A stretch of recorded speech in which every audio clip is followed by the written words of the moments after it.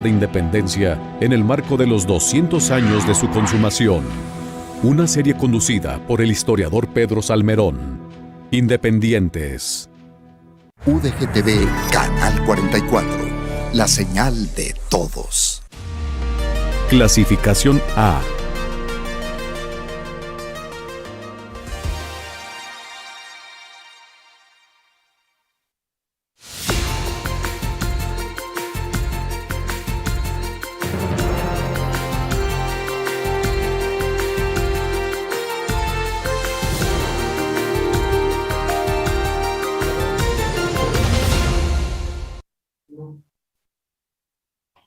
Hola, bienvenidas y bienvenidos a la edición del mes de octubre de Diálogos NSC. Estos encuentros virtuales son una iniciativa del Noticiero Científico y Cultural Iberoamericano de la Asociación de Televisiones Educativas y Culturales Iberoamericanas, la TEI. La intención de Diálogos NSC es hablar acerca de distintos temas en torno a la celebración de una fecha internacional. En este caso, hoy 21 de octubre de 2022, queremos conmemorar el Día Mundial del Patrimonio Audiovisual. Mi nombre es Angélica Arévalo, soy coordinadora de Artes Audiovisuales en el Departamento de Imagen y Sonido de la UDG y agradezco mucho la invitación para moderar este diálogo sobre la preservación de la memoria y la cultura. También queremos agradecer la colaboración de Canal 44 de la Universidad de Guadalajara, con quienes compartimos la transmisión en vivo por Facebook, a través también de la página NSC Iberoamérica. Sin más preámbulo, y para que conozcan a nuestros invitados a este diálogo virtual, les presentaremos brevemente sus trayectorias. Alexandra Falla, Colombia. Directora de la Fundación Patrimonio Fílmico Colombiano y miembro de la Junta Directiva de la Asociación de Televisiones Educativas y Culturales Iberoamericanas, ATEI. Forma parte de la Junta Directiva de Proimágenes Colombia y es miembro activo de la Federación Internacional de Archivos Fílmicos, FIAF. Armando Casas, México. Es miembro activo del Comité Coordinador de la Academia Mexicana de Artes y Ciencias Cinematográficas de México. Forma parte del Consejo Directivo de la Asociación de las Televisiones Educativas y Culturales Iberoamericanas, ATEI, y director general de Canal 22. Angélica Arévalo, México. Coordinadora académica de la Escuela de Cine de la Universidad de Guadalajara y docente del Departamento de Imagen y Sonido. Gestora cultural y cofundadora de Mala Madre AC, asociación que promueve la mirada local a través del desarrollo cinematográfico.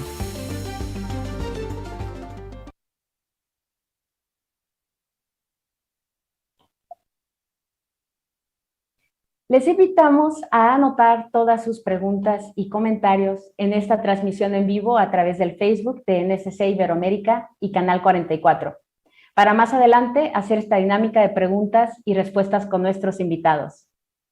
Vamos a iniciar con el tema de la preservación de la memoria y la cultura.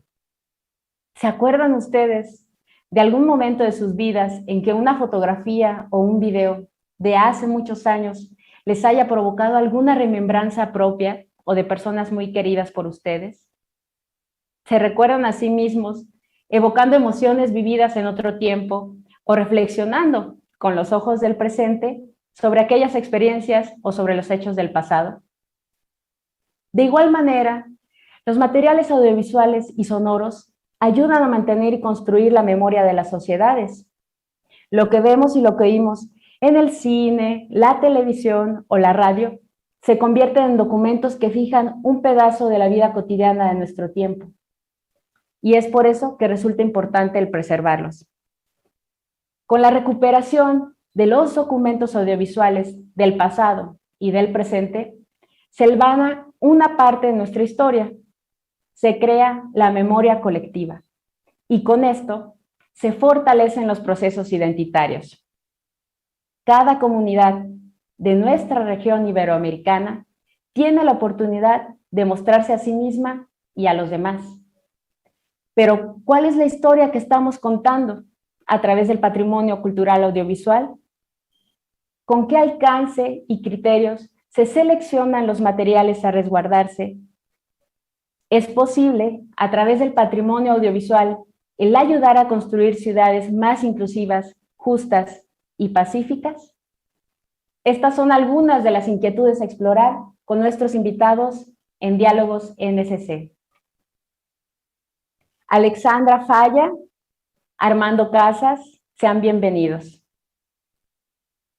Alexandra, desde su experiencia como directora de la Fundación Patrimonio Fílmico Colombiano, ¿por qué es relevante la preservación del patrimonio fílmico en nuestra región iberoamericana?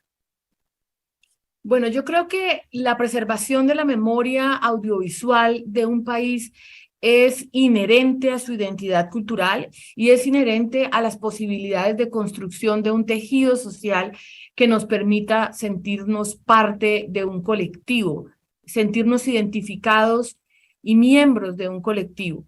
Hace algunos días tuvimos oportunidad de participar en un proyecto que yo quiero comentarles para ejemplificar lo que estoy diciendo. Hace pocos días fui consultada por una universidad en relación con una investigación que se estaba haciendo sobre el tema del racismo en Colombia. Y para analizar el tema, ellos decidieron abordar distintos materiales audiovisuales, tanto documentales como de ficción, que daban cuenta de la aparición de la población afro en el mundo audiovisual colombiano. Es decir, cuándo aparece la población afro, cómo aparece representada la población afro en los primeros momentos del cine colombiano, ¿aparece, no aparece? Cuando aparece, ¿son realmente afros los que aparecen o son personas blancas, entre comillas, disfrazadas de afros? A través de una recopilación que hicimos de esta memoria, fue súper interesante ver cómo cómo se va transformado el imaginario afro en Colombia a través de esa memoria audiovisual. ¿De dónde viene nuestro racismo? ¿Cómo se originó? ¿Cómo ha venido cambiando? ¿Cómo aparecieron los primeros actores negros en Colombia? Porque no había actores negros. Cómo eran vistos casi que desde el mismo documental, ¿no? Porque en los primeros momentos, en la década de los 40, de los 30, uno ve una cierta distancia frente a comunidades que se ven como algo exótico, que hace parte de un país lejano quizás, ¿no? Y eso se va transformando y va evolucionando hasta lo que tenemos hoy como protagonistas afros del cine colombiano. Lo que quiero poner como ejemplo de este proyecto es que la memoria audiovisual nos ayuda a entendernos como nación, a entender cuáles son esas características y por qué somos como somos y de dónde vienen. Yo creo que el de dónde viene cada una de esos imaginarios colectivos son los que nos permiten entendernos hoy como sociedad. Y por supuesto, si nos entendemos hoy como sociedad, es mucho más fácil proyectar un futuro. Así que creo que lo primero que habría que decir es que la memoria es un círculo dinámico que nos permite abordar tanto pasado como presente y futuro. Es decir, que conjuga los tres tiempos y que nos permite ejercicios como el que acabo de comentar, que nos dan cuenta de una identidad y de unos cambios y transformaciones y dinámicas sociales que hacen que el país hoy esté en un estadio frente a un fenómeno X, Y o Z. Y creo que es muy interesante ver a través de este ejemplo cómo la memoria nos ayuda a saber quiénes somos, de dónde venimos y para dónde vamos. Muchas gracias, Alexandra. Armando, usted que es director del Canal 22 de México, cuénteme, ¿cómo hace una televisora cultural para incluir la gran diversidad de nuestras identidades, la multiplicidad de visiones que nos conforman, tanto en lo local como en lo regional y lo mundial? ¿Y cómo se hacen vigentes el presente y el pasado y, como nos comenta Alexandra, el futuro? Gracias. Bueno, yo primero citaría a un cineasta cubano ya desaparecido, un gran cineasta cubano, Julio García Espinosa, que dijo una frase contundente en su momento: un país sin imagen no existe. Y bueno, evidentemente esto nos habla de una manera muy sintética de la importancia del patrimonio audiovisual, como ya lo dijo Alexandra. En este sentido, yo me voy a permitir recomendar un libro muy reciente de un autor español que se llama Antonio Monegal, que en el título lleva la clave también. El título es Como el aire que respiramos, el sentido de la cultura. Como el aire que respiramos, el sentido de la cultura. Y en él comenta, obviamente se refiere en su momento al sentido de la tragedia griega, hasta allá podemos llevar esto, y comenta que la cultura no era una mera distracción superflua, superficial para los griegos clásicos, sino un vehículo para explicar el mundo, ordenarlo y dotarlo de sentido. O sea, ni más ni menos. Pues, o sea, es decir, hemos, de repente en nuestros países hay esta queja de que la cultura es luego algo secundario, accesorio y tal. No, la pandemia nos demostró que la cultura es lo que le da sentido a nuestra existencia. Entonces, cuando hablamos de un canal cultural, como es el Canal 22, bueno, pues evidentemente tiene estos valores, evidentemente los valores que, como hacían los trágicos griegos, ser un espacio público para debatir los conflictos que están en torno nuestro y evidentemente potenciar todo lo que son nuestras pautas de conducta, los saberes, todo lo que significa lo que nosotros somos como seres humanos, ni más ni menos, eso tiene que ver con la cultura. Un canal cultural como el 22, yo creo que es un canal muy, muy noble, porque evidentemente permite que esto esté en el centro de la discusión y que todo sea visto, todo lo que trabajamos en el canal, visto desde el ámbito de la cultura. Por supuesto, la cultura no se limita, y así lo hemos entendido, ni a las bellas artes, que por supuesto son parte de ella, ni solo la alta cultura. Nosotros, por supuesto, podemos hablar de la cultura política, de la cultura gastronómica, de la cultura del deporte, etcétera. Evidentemente, la cultura está en todos los ámbitos. ¿Qué hacemos en Canal 22? Suscribimos los siguientes valores. Suscribimos los valores de pluralidad, suscribimos el valor de la inclusión, suscribimos, y esto tiene que ver con tu pregunta, el valor de la diversidad y, por supuesto, y en una muy importante medida, el valor del pensamiento crítico. Creo que bajo estos valores es como el Canal Cultural de México, Canal 22, ha circunscrito este trabajo de la cultura hacia las audiencias. Muchas gracias. Ahora les pediría a los dos que me contestaran brevemente y de manera voluntaria. ¿Con qué capacidad se cuenta en la región para la preservación de nuestro patrimonio audiovisual? ¿Sería posible conservarlo todo? ¿No? ¿Y cómo participan de esta práctica los medios y las instituciones a las que ustedes representan? Si quieres yo arranco, Armando. Esta es una pregunta que tiene muchas aristas.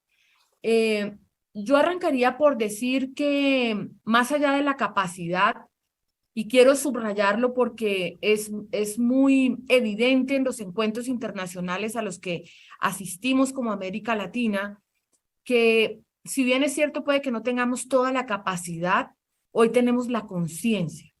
Y ese es un punto de partida absolutamente clave. De nada sirve tener la capacidad de preservar si no tenemos la conciencia de su importancia. Y yo creería que América Latina ha vivido un proceso en el que ha logrado madurar frente a esa conciencia de lo que implica la preservación de su memoria audiovisual.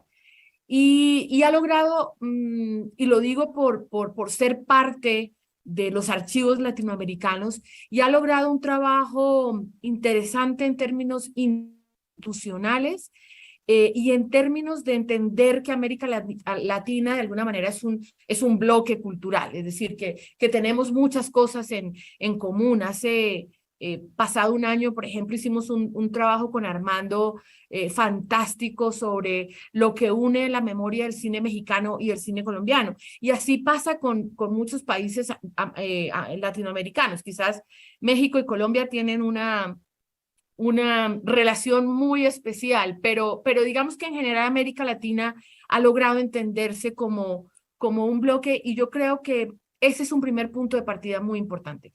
Frente al tema de la capacidad, pues hay que decir que evidentemente los archivos latinoamericanos, y no solo los latinoamericanos, también en África se presenta bastante este común denominador de tener problemas en términos de los recursos económicos para esa salvaguarda, que pues quienes estamos aquí sabemos que no es un tema de poca monta.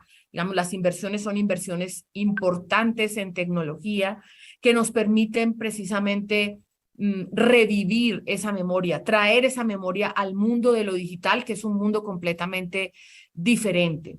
Entonces, hay unos retos importantes en materia económica porque quizás a veces no pudiésemos ir en el ritmo que quisiéramos de preservación y digitalización de nuestros archivos. Nosotros no llevamos casi que ni el 20% de nuestra memoria audiovisual digitalizada.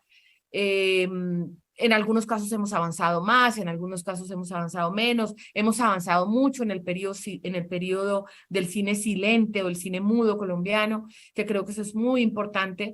Pero obviamente el tema de algunos retos de carácter económico pues también inciden en poder afrontar con toda la tecnología de punta lo que implica la restauración digital. Y terminaría yo diciendo que ahí se nos suma una patita adicional, que es que los archivos no podemos pensar solo hacia el pasado, sino que los archivos hoy estamos construyendo la memoria del mañana. Y en materia digital es bastante complejo porque cada vez que mejoramos la calidad de la producción, también estamos demandando más espacio de almacenamiento para guardar esa memoria audiovisual. Entonces, digamos que las capacidades están ligadas a estos elementos técnicos, a estos elementos económicos, pero sí quiero señalar que lo más importante es que creo que hoy hemos madurado en términos de tener una conciencia de la importancia de la preservación, de lo que significa para nuestros pueblos, en muchos casos ligados también a los procesos políticos que hemos vivido algunos países algunos países latinoamericanos en estos últimos años. Y en ese sentido creo que tenemos una gran ventaja, digamos que tener esa conciencia y de alguna manera tener el norte, así a veces no tengamos todos los recursos, nos da una ventaja gigantesca. Gracias. Eso supondría, bueno, maestro, quisiera... Sí, Gracias. bueno, y ahondo un poquito lo que dijo Alexandra, es muy claro.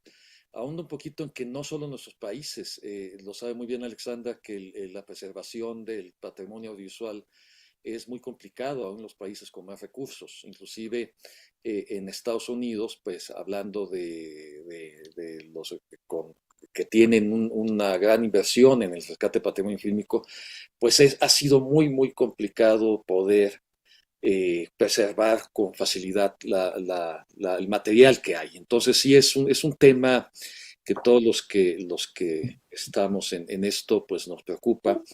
Nos preocupa que lo que quiero comentar es que hace 3 semanas en la Ciudad de México se llevó a cabo un encuentro muy importante organizado por la UNESCO. La sede fue en la Ciudad de México, pero lo organizó la UNESCO con el apoyo de la Secretaría de Cultura de México, donde se encontraron todos los ministros o la mayoría de los ministros de cultura del mundo. Ese encuentro se llama Mondiacult. Y ese encuentro se había hecho exactamente hace 40 años también en la Ciudad de México y no se habían reunido, bueno, salvo a finales del siglo pasado en Estocolmo, no se llamaba igual. Y ahora, 40 años después, con el mismo título Mondiacult, se reúnen los ministros de cultura del mundo. Hubo un buen poder de convocatoria, vinieron más de 130 ministros de cultura y una presencia muy, muy importante. Y lo que quiero llamar la atención es que el último día, que fue hace 3 semanas exactamente, un viernes, publicaron, o sea, aprobaron por unanimidad una declaración conjunta que se puede encontrar, por supuesto, en Internet, hecha por en la UNESCO y que sucedió aquí en la Ciudad de México. Lo que quiero mencionar es que en esta declaración, que es un poco larga, pero es interesante, en el apartado 8 dicen lo siguiente, es una declaración, dicen, subrayando la repercusión estructural de la transformación digital en las sociedades y en el sector cultural en particular, que afecta a las industrias culturales y el acceso a los bienes y servicios culturales, al tiempo que abre perspectivas para ampliar el acceso a la cultura para todos, mejorar el conocimiento, la documentación, la conservación, la salvaguardia, la promoción y la gestión del patrimonio y estimula la creatividad y la innovación. Y expresando también nuestra preocupación por los daños que plantea, los riesgos crecientes como la intensificación del desequilibrio mundial, de los flujos de bienes, servicios culturales y el empobrecimiento de la diversidad cultural y lingüística en línea vinculado a los sistemas de inteligencia artificial y a la insuficiente regulación de los algoritmos. Bueno, y sigue. Pero esto es lo que encontré más cercano, y creo que es importante, a una declaración hecha por la mayoría de los ministros de cultura del mundo, una declaración que además era compleja porque tenía que ser, no se podía publicar si no estaba consensuada, y afortunadamente se declaró por unanimidad, así que llegaron a un acuerdo. Hay bastantes puntos respecto al tema de la cultura. Yo sí refiero a cualquiera que esté interesado en estos temas de la cultura, pues por dónde andan este consenso de los diversos países respecto al tema de la cultura. Pero aquí está claro, evidentemente, que hay una marcada preocupación por lo que está sucediendo respecto al mundo digital y la preservación. Lo que decir es que hasta hoy, lo sabe muy bien Alexandra, la preservación del audiovisual, hasta hoy la tenemos funcionando con más de 100 años en el formato fílmico, ¿no? en el celuloide. Seguimos teniendo la existencia de estos materiales y se han cuidado, pero los demás materiales, especialmente el material magnético, pues la verdad es que es una suerte casi de desgracia de todo aquello que se ha soportado en este material, porque es muy difícil su preservación y además es muy fácil perderlo. El material fílmico también, sí, no se cuida, pero el material magnético, aún con los cuidados, es complicado. Entonces, es todo un tema en el mundo audiovisual, esta preservación. Dijo muy bien Alexandra hace un rato un dato. Estamos todavía en un porcentaje relativamente bajo respecto a lo que existe, o sea, lo que sería importante rescatar y lo que hemos rescatado en el mundo, no solo en los países latinoamericanos.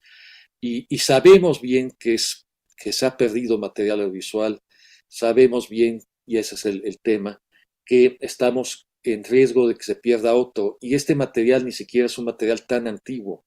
En ese tenemos ciertas claridad de que ya a lo que se está conservando. Es más bien el reciente, el material que se genera en este entorno digital y que ha tenido, es muy vulnerable también de ser extraviado, perdido para las generaciones futuras. Y eso es un reto muy importante en este momento.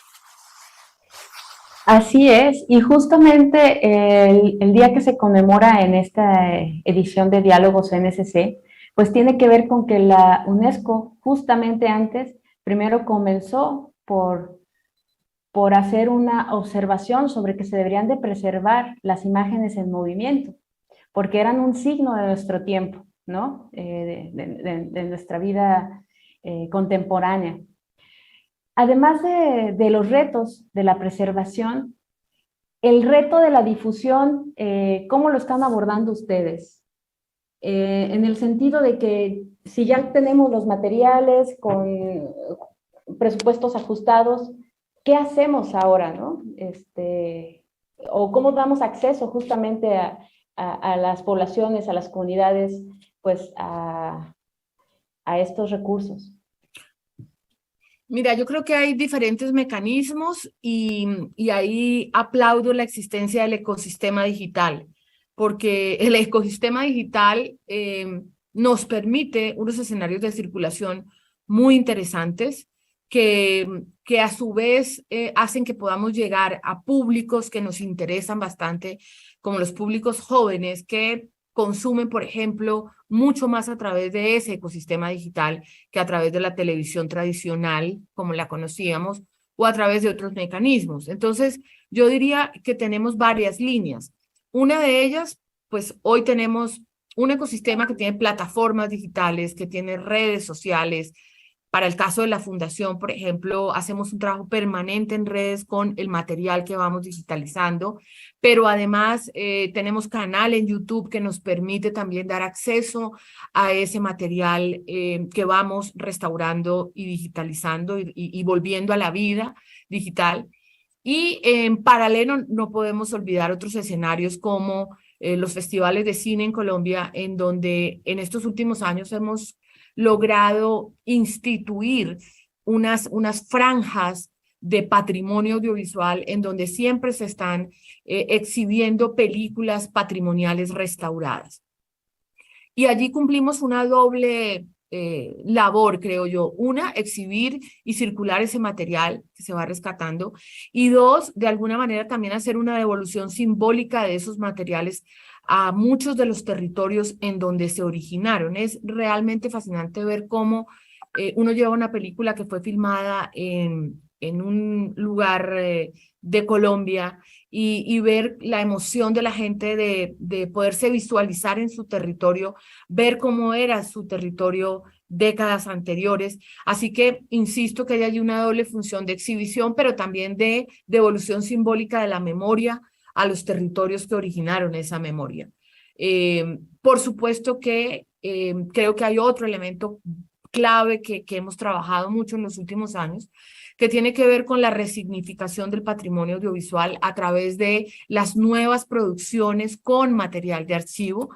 Allí también hemos hecho un trabajo muy interesante con el Canal 22 de México, porque es como restaurar digitalmente material fílmico y material en video y luego vestirlo con un nuevo traje a través de un nuevo producto audiovisual que por supuesto tiene un lenguaje más contemporáneo, pero que ayuda a contextualizar y a entender la importancia de esa memoria que se va restaurando. Entonces, fíjate que hay muchos mecanismos de hacerlo, ¿no? Las redes, los canales, las plataformas OTT, donde hoy, por ejemplo, también tenemos material restaurado de la Fundación, los festivales de cine, los encuentros universitarios y un evento que hacemos en permanente que lo denominamos Memoria Activa después de la pandemia.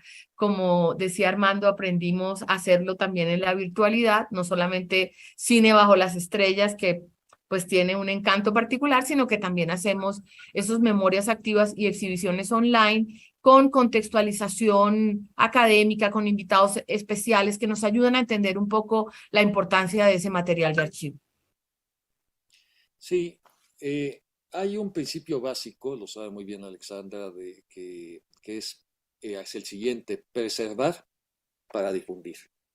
Es decir, por supuesto, ese es un sentido de también la preservación, que pueda esta preservación llegar a capas de la población importantes, a una audiencia significativa.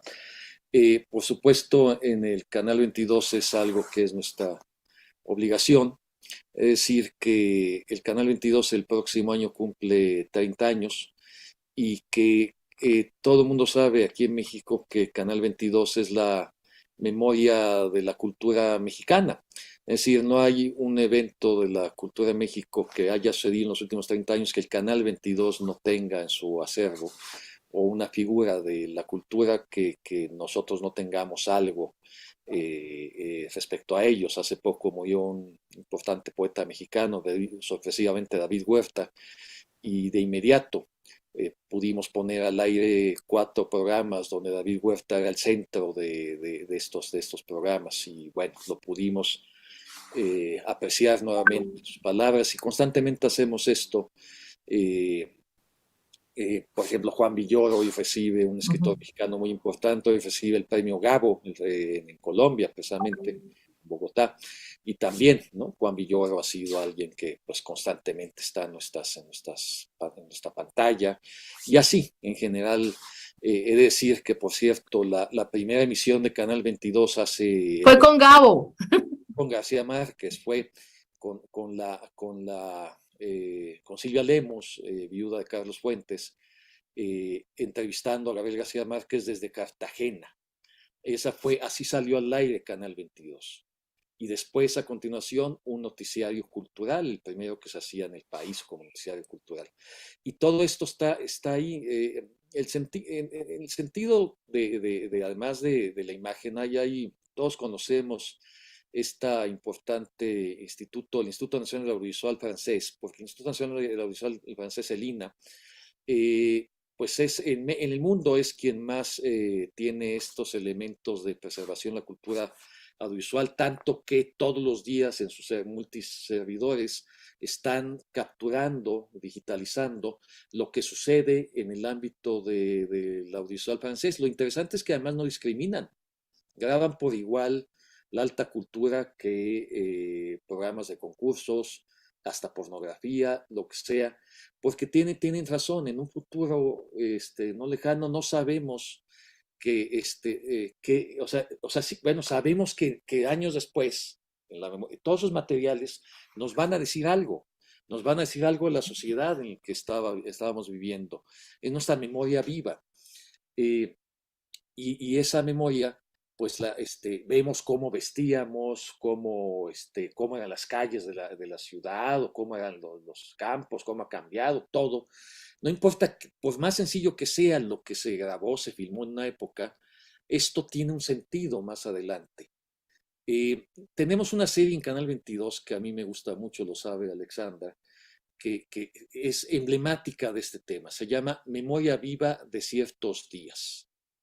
Y es una serie que cada capítulo habla de un tema específico de la historia, en particular la historia de México, y ese programa está, pues obviamente, como es una fecha del pasado, pues básicamente son archivos de esa época que tenemos resguardados, que nos ha facilitado la Filmoteca de la Universidad de México, la Cineteca Nacional, o depende. Hace poco, por ejemplo, pasamos en Memoria Viva ciertos días del primer Festival Cervantino. Y el Festival Cervantino en México, que es uno de los festivales culturales más importantes de Latinoamérica, el más importante de México, está en este momento sucediendo y cumple 50 años. Y lo que es interesante es que el Canal 22 puede pasar en ese programa Memoria Viva ciertos días la primera emisión del Cervantino. Inclusive cuando todavía no había nacido el Canal 22 y se hizo este documento. Y así, porque también, por ejemplo, hicimos Memoria Viva ciertos días de la expropiación petrolera del 38, de la masacre del 68 en Tlatelolco, hasta de Pedro Infante cuando murió, en fin, de todo tipo de posibilidades. Entonces, es ahí, como bien dice Alexandra, donde además los jóvenes, la gente de todas edades se interesa porque está viendo su historia y además la está viendo literalmente, no solo reconoce, sino está viendo lo que sucedió. Entonces, estos materiales cobran una gran importancia cuando además son difundidos de esta manera. Por cierto, Fundación Patrimonio Fílmico Colombiano tiene también una gran serie hecha con Canal Zoom en Colombia, sobre noticiarios. O sea, nada es más bello para todos nosotros que ver los noticiarios de hace 50, 60 años, que es lo que hacen ellos. Nosotros en México también tenemos un acervo importantísimo de noticiarios de los años 60, 70, bueno, de antes todavía, fílmicos, que todavía, desafortunadamente, por cuestión de derechos, no hemos podido hacer la serie sobre esos noticiarios, pero ya aparecen algunos fragmentos en muchos programas. Y yo felicito ahí al trabajo que han estado haciendo en Fundación Patrimonio Fílmico y Canal Zoom, porque esa serie sobre noticiarios es maravillosa. Y también hace poco rescató el INA de Francia rescató los noticiarios cubanos que estaban en riesgo de perderse por falta de presupuesto. Pero ahí el INA entendió el valor de esos noticiarios cubanos, que además son en los orígenes de la Revolución Cubana. Para la humanidad completa, pues es un documento maravilloso. Muchas gracias. Pues antes de ir a alguna pregunta de la audiencia, si la hubiera, coméntenme, ¿es posible que el patrimonio audiovisual pueda ayudar a construir ciudades cada vez más inclusivas, justas y pacíficas? ¿De qué Yo creo manera que, sería? yo creo que definitivamente sí, porque el patrimonio audiovisual, como lo decía yo inicialmente, nos ayuda un poco a tener mejores diálogos como sociedad, nos entendemos mejor, porque muchas veces no sabemos de dónde vienen muchos de los fenómenos sociales que vivimos actualmente. Entonces, yo creo que nosotros hicimos un documental muy interesante en una coyuntura política a la que quiero referirme para ilustrar la pregunta, mejor la respuesta que voy a dar a esa pregunta, y es que hace algunos años estábamos viviendo pues todo el tema del proceso de paz en Colombia con uno de los grupos armados quizás más antiguos de América Latina y, eh, y obviamente pues había una polarización en relación con las posibilidades del diálogo y nosotros hicimos un documental que se llamaba La Paz Posible. Y era un documental a través del cual mostrábamos el, el logro exitoso de firmas de acuerdos de paz en el pasado, que muchas veces perdemos de vista. O sea, si lo hemos logrado antes, ¿por qué no lo vamos a lograr ahora?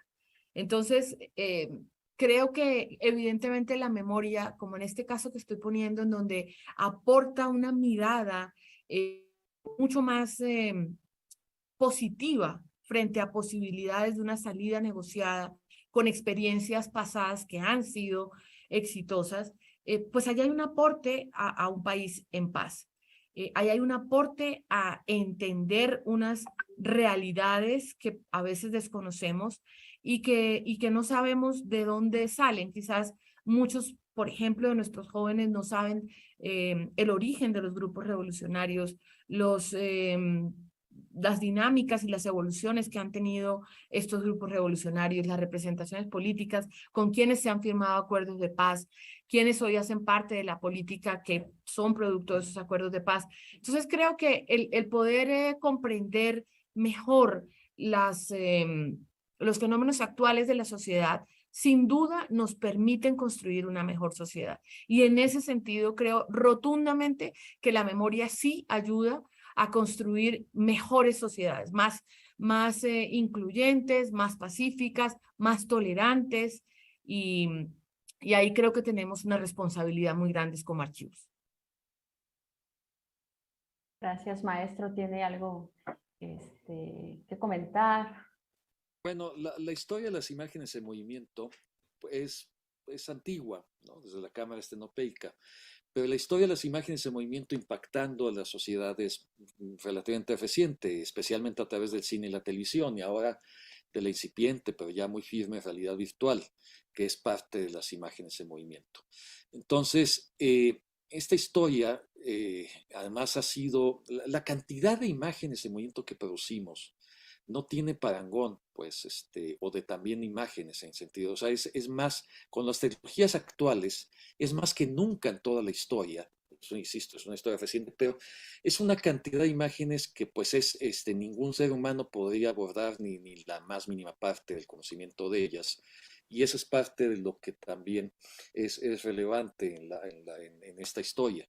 Es como la historia del libro, o la historia de la cultura a través de la impresión, que además no empieza solo con el libro como objeto, sino desde antes en los papiros, pero que forma parte de de lo que somos, y que voy a repetir una frase, un aforismo muy reconocido, que es una sociedad que no conoce su historia está condenada a repetirla.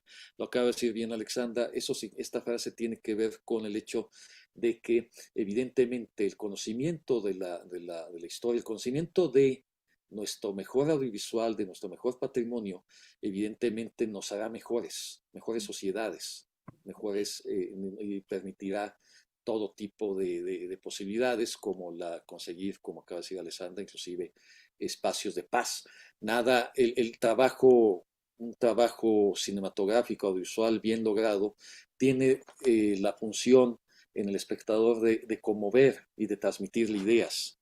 Entonces, un hombre que puede ser capaz de conmoverse, de entender una idea más avanzada, reflexiva, pues evidentemente estará menos dispuesto a la confrontación y más dispuesto al trabajo de la armonía entre los individuos, ¿no? Entonces creo que sí es muy importante. Esta preservación no es algo etéreo, la cultura es lo que somos y evidentemente el patrimonio visual es entender quiénes somos a través de cómo tenemos esos soportes a nuestro alcance. Muchas gracias, pues evidentemente también, desde luego que somos lo que vemos, ¿no? Así construimos también nuestra historia. Ahora ya tenemos algunas preguntas y comentarios de la audiencia, vamos a ellas. Guillermo Guillén desde YouTube dice: la memoria es la raíz de la realidad. Y Ernesto pregunta: ¿se tienen los recursos técnicos y tecnológicos para digitalizar la memoria fílmica? ¿Hay apoyo para esto? Bueno, en el caso colombiano hay que decir que la Fundación Patrimonio Fílmico Colombiano, a través del proyecto de fortalecimiento, recibe unos recursos del Estado colombiano dirigidos específicamente a la preservación y salvaguarda de la memoria. Y por supuesto también tiene que ver con la gestión que hace la entidad para lograr alianzas, para lograr convenios que impliquen poder seguir cumpliendo su misionalidad, como es la de la salvaguarda de la memoria audiovisual.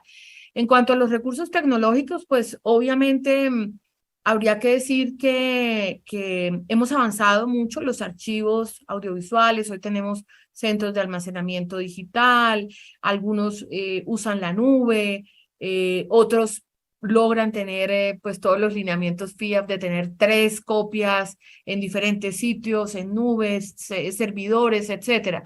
Yo lo que diría allí frente al tema de los recursos y de la disponibilidad tecnológica es que a veces la obsolescencia de los equipos que requerimos para digitalizar puede poner en riesgo nuestra labor. O sea, nosotros podemos durar, nos pasó hace como unos 3 años, duramos más de 3 años consiguiendo un reproductor de pulgada para poder digitalizar unas cintas de pulgada que encontramos en la televisión pública y que estaban dentro de un convenio que estábamos desarrollando con la radio y la televisión pública nacional. Entonces, creo que recursos pues hay, quizás a veces no los que económicos hay, a veces no los que quisiéramos, pero hay un apoyo de los estados porque hay una, insisto, conciencia de la importancia de unas políticas públicas dirigidas a esa salvaguarda, y en eso debo decir que Colombia ha sido un país consistente históricamente, y diría que, pues por supuesto que eso está ligado a tener recursos tecnológicos, pero que a veces no basta solamente con el recurso, sino que la obsolescencia de algunos equipos hace que a veces nos veamos en dificultades para poder reproducir unos formatos que de pronto no fueron tan importantes comercialmente, entonces duraron 1 o 2 años en el mercado y a veces conseguirlos no es tan fácil. Sí. En México hace una labor muy importante la Filmoteca, la Universidad Nacional Autónoma de México, y también la Cineteca Nacional del Gobierno Federal. Han, por supuesto, paso a paso rescatado películas muy, muy importantes para el acervo del cine mexicano. No lo sabe Alexandra, no hay recursos que alcancen, insisto, ni siquiera se limita a nuestros países. Entonces hay mucho material que está en la fila de ser rescatado. Y por supuesto también este rescate también tiene que ver con los formatos, lo acaba de mencionar Alexandra. Es una película, bueno, como Los Olvidados, que se promovió Patrimonio del Mundo, declarado por la Patrimonio Visual del Mundo, esto es importante, declarado por la segunda película Patrimonio Mundial Audiovisual declarada por la UNESCO, se rescató desde México, desde la Filmoteca de la UNAM, y bueno, qué bien que una joya de la cinematografía ya tenga esas posibilidades, pero en el camino tenemos todavía hay muchos pendientes y y los formatos han hecho complicado esto. Yo diré que buena parte de la televisión analógica que se está condenada a desaparecer por esta obsolescencia de los formatos, de los equipos. Es muy difícil, por ejemplo, rescatar las cintas de 1 pulgada, como acaba de decir Alessandra. Ya no digo las que existieron de 2 pulgadas, eso ya es una cosa extrañísima. Pero es difícil. Hay una época de la televisión pública mexicana completa, hecha en materiales de Umatic de 3/4 de pulgada, pues esos aparatos prácticamente no existen, ya no hay refracciones. Es inclusive del material que fue predominante en los 90s, como el Betacam, pues es complicado ya. Entonces esto obliga pues a tener una curaduría importante de qué es, de dar prioridades del rescate. Y lo veo también hasta en los formatos caseros, ¿no? Todo, si alguien tiene guardadas sus películas Super 8, pues será más fácil rescatarlas que sus videos de VHS, que quizás ya no existan, porque el material magnético se degrada con el tiempo. Entonces, sí, es una situación complicada y no hay recursos que alcancen. Sin embargo, se han hecho muchos avances. Por supuesto, las tecnologías actuales cada vez nos dan menos incertidumbre, aunque todavía es complicado. En el caso del material de video, especialmente, pues el LTO es un avance importante. En el caso del material fílmico, dijo bien Alessandra, dice bien, bueno, pues digitalizar, hacer más copias, hacer estas digitalizaciones en los formatos de mejor soporte, como 4K, 6K, 8K, pues es también algo que ha sido valioso. Digamos, lo que sí considero es que los materiales que o las películas o las series, que igual que pasa con la literatura y el arte, que se consideran más valiosos, pues afortunadamente son los que han ido pasando de formato a formato, y pareciera, y eso es bueno, eso es positivo, que esos grandes materiales, pues no, grandes obras, pues no tendrían por qué estar condenadas a desaparecer, porque su propia importancia, relevancia como clásicos las hace que sean prioritarias. Perderemos cosas que quizás pues hubieran sido muy importante tener, pero que pues ya no sabremos que sean estas. Muchas gracias. Bueno, pues Guillermo manda saludos de TVUAT, Universidad Autónoma de Tamaulipas, y también nos preguntan cómo funcionan los derechos de autor en la preservación de estos materiales. Bueno, ese es un tema muy complejo al que nos vemos abocados de manera cotidiana los archivos. En el caso de la Fundación, los elementos que han sido dispuestos en las diferentes bóvedas, que pueden ser más de 320,000 unidades, tienen situaciones diferentes en términos de derechos de autor. Hay algunos productores que históricamente, hace ya muchas décadas, cedieron su obra audiovisual con derechos. Hay otros que simplemente hicieron un depósito en la fundación, pero que deben autorizar cualquier uso del material previo acceso a él. Digamos que lo que yo diría es que la situación de derechos de autor es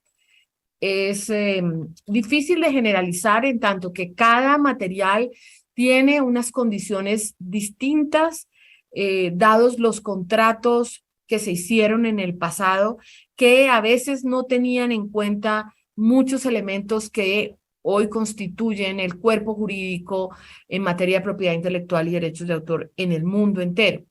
Y allí hay que decir que quizás uno de los elementos más difíciles de manejar dentro de los archivos audiovisuales y dentro del tema de propiedad intelectual es la música, porque muchas de estas producciones de hace ya varias décadas no tuvieron en cuenta el pago de lo que se denomina la sincronización musical, pero además porque si vuelve a sonar música, pues obviamente hay necesidad de pago de una comunicación pública ligada a esa reproducción, como se llama técnicamente lo que sucede cuando se, por ejemplo, hace una copia Y creo que ahí es muy importante entender que el cuerpo en general de los derechos de autor tiene que ser analizado muy bien desde la perspectiva de las diferentes naciones, en tanto que no podemos dejar que la existencia de ellos nos genere como una cortapisa para poder divulgar ese patrimonio. Entonces hay que hacer un análisis muy pormenorizado de cada una de las situaciones, de cada obra audiovisual, de la música de cada obra audiovisual, de los derechos de cada obra audiovisual, obviamente teniendo en cuenta que pues ya existen algunas seguridades como la del dominio público y demás, pero yo diría que evidentemente para acotar la respuesta de manera más breve, es un tema al que hay que poner mucho cuidado día tras día en cada uso que se hace de cada material y que de manera mucho más general tenemos que encontrar la manera de llegar a acuerdos que permitan que esos derechos no restrinjan al acceso que podemos tener a ese patrimonio audiovisual. Muchas gracias. Pues ya para cerrar casi prácticamente les pediría en un minuto, si me contestan, Armando, en su faceta como cineasta, ¿cuál sería su idea para el futuro de sus películas? ¿Se ha puesto a pensar en cómo podrían conectarse con las audiencias del futuro? Sí, gracias. Mira, yo parto de un principio que es la autenticidad. Si uno hace un cine o una obra audiovisual desde la autenticidad, desde el conocimiento, desde el dominio de ciertos temas, pues siempre pueden permanecer. Yo lo que siempre he recomendado a los estudiantes o a quienes empiecen esto es que hablen desde la autenticidad, desde lo que les importa, que no traten de quedar bien con supuestas audiencias o con lo que supuestamente le gusta al público más, porque siempre eso se notará falso, sino ellos deben hacer películas en donde lo hagan con toda la convicción de por qué están haciendo ese trabajo, insisto, cuya misión además es y siempre ha sido en la historia del audiovisual, narrativo por lo menos, conmover y transmitir ideas. Entonces, en la medida en que uno tenga ideas que estén más elaboradas, que vean diversas aristas y uno tenga claridad también de cómo funciona la condición humana, pues podremos ser capaces de que nuestros productos, como sucede con otros, nuestros proyectos, nuestras obras, pues sean vistas en un futuro y que sigan funcionando. Muchas gracias, Armando. Alexandra, su trabajo ha implicado seguramente dar satisfacción y hacer memorables a muchas personas ciertos momentos de la historia. También ha de haber implicado sus retos. Me gustaría saber cómo mantiene viva la motivación en su trabajo, ¿no? ¿Por qué lo hace? Brevemente. Bueno, yo creo que es una pregunta difícil, pero tiene que ver con mi carácter, con mi personalidad. Yo creo que no es solamente cómo mantener viva la flama frente al trabajo, sino cómo mantener viva la flama frente a la vida. Y el trabajo es una parte fundamental de la vida. Yo siempre he creído que me gustan mucho más los trabajos en donde siento que estoy aportando de manera general a la sociedad que a que estoy aportando a una empresa. Digamos que eso siempre ha sido como una tendencia y lo noto porque llevo muchos años quizás en el servicio público, aunque la Fundación Patrimonio Fílmico Colombiano es una empresa privada, cumple una función que de alguna manera es una función pública como es la salvaguarda de la memoria, pero creo que lo que más motiva en el caso particular de Alexandra Falla es sentir que se está haciendo algo para construir un mejor país. Que no solamente estamos hablando de una rentabilidad económica para una empresa, sino que estoy en una entidad que me permite aportar a una sociedad mejor. Y eso me hace sentir muy feliz, muy satisfecha y siempre muy motivada para seguir trabajando con el mismo entusiasmo. Al tema de la memoria creo que le debo mucho como persona porque Además, aporta en lo personal una cantidad de reflexiones íntimas y personales muy importantes frente a lo que somos como país y como nación. Y si somos personas sensibles socialmente, este tipo de trabajo siempre nos van a apasionar y nos van a aportar para no solamente construir una mejor sociedad, sino también a nosotros para ser mejores personas. Muchas gracias a ambos y también gracias a todos por conectarse a este diálogo NSC en la celebración del Día Internacional del Patrimonio Fílmico. También agradecemos a los seguidores de NSC Iberoamérica, del Canal 44 de la Universidad de Guadalajara por su colaboración, también agradecemos. Les recuerdo que pueden seguir a NSC Iberoamérica en sus redes sociales, Facebook, Twitter, Instagram, TikTok, YouTube, Dailymotion y visitar su sitio web Noticias NSC. Muchas gracias a nuestros queridos invitados Alexandra Falla y Armando Casas.